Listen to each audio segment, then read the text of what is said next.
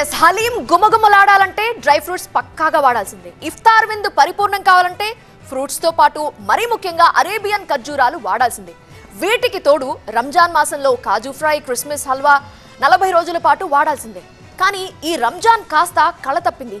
Middle east యుద్ధంతో dry fruits ధరలకి రెక్కలు రావటం, మన దేశంలోని చాలా మంది ముస్లిం అరేబియన్ కంట్రీస్ లో సెటిల్ అవటం, వాళ్ళు ఇక్కడికి రాలేకపోవటం కూడా ఈద్ వైబ్ తగ్గేలా చేసింది. మరి రానున్న రోజుల్లో అయినా పరిస్థితి మారుతుందా?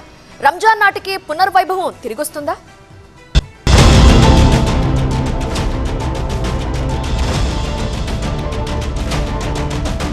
పెలవెలబోతోన్న డ్రై ఫ్రూట్ షాపులు,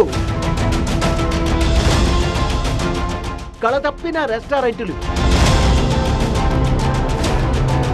ఈద్ వంటలపై మిడిల్ ఈస్ట్ మంట. లవంక కనిపించిన తర్వాతి రోజు నుంచి ఈద్ హడావుడి షురు అయినట్లే.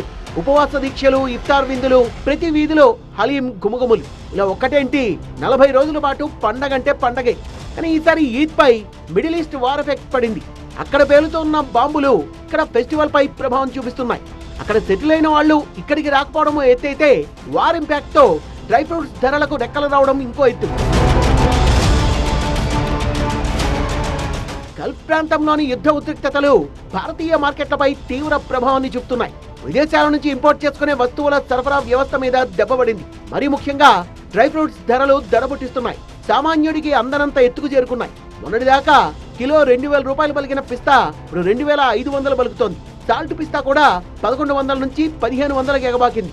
అదేవిధంగా అంజీర్ ధర 1000 రూపాయల నుంచి 1300కి వెళ్ళింది. ఇఫ్తార్ విందుకు మరీ ముఖ్యంగా కావాల్సిన ఖర్జూరం రేటు కూడా 150 నుంచి 300కి చేరడంతో కొనుగోళ్లు భారీగా పడిపోయాయి. ఈద్ సీజన్ కావడంతో గతంలో కేజీ పిస్తా కొనుక్కొని వెళ్లే వాళ్ళు ఇప్పుడు అరకిలోతో సర్దుకుపోతుండడంతో డ్రై ఫ్రూట్ షాపులు వెలవెలబోతున్నాయి. तो जैसा मालूम हुआ कि भाई वॉर हो गया या फलां कुछ ऐसी बात हो गई, न्यूज़ पे डिपेंड हो गया. ये भी सोना चांदी हो गया हर चीज़. अब ये गरीब लोगों का क्या है, सोने के सरकार देख रहे हैं इसको, सोना खरीदना क्या, ये ड्राई फ्रूट खरीदना क्या, एक ही बात हो गई. तो ये ऐसा होते जा रहा, किसका भी नुकसान नहीं है, सबसे ज़्यादा गरीब इंसान का नुकसान है. ईद तो बेशक हर चीज़ जैसा भी जितनी भी उसकी गुंजाइश रहेंगी इंसान की, उसके इस्तेताद के हिसाब से उन्हें ज़रूर ईद मनाएंगा. డ్రై ఫ్రూట్ షాపులే కాదు, ఈసారి రెస్టారెంట్లు కూడా కళతప్పాయి.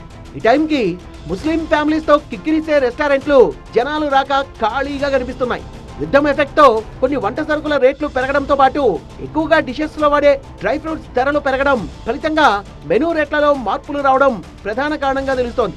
ఫర్ ఎగ్జాంపుల్, ఓ 10 రోజుల ముందు వరకు 300 రూపాయలు పలికిన కాజు ఫ్రై ఇప్పుడు 500 రూపాయలు అలవోకగా దాటేసింది.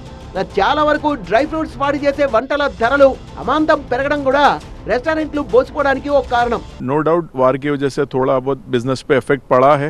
लोग आप देख रहे हैं जो काफ़ी जो मिडिल क्लास फैमिलीज़ होते हैं, जिनके पास जो NRI लोग रह के कमा के भी जाते हैं, वो लोग अपने खर्चे में थोड़ा बहुत सोच समझ के कर रहे हैं, जिसकी वजह से हमारे काफ़ी दूसरे होटल वाले दोस्त अहबाब जो है वो बता रहे हैं कि थोड़ा सा बिजनेस में 10 to 20% का फ़र्क पड़ा है.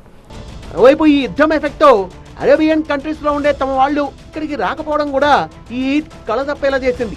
వాళ్ళ ఇన్కమ్ మీద ఇక్కడ ఉంటున్న చాలా కుటుంబాలు ఆధారపడి ఉండడం, వారి వల్ల డబ్బు రాకపోవడం కూడా కారణంగా చెప్తున్నారు.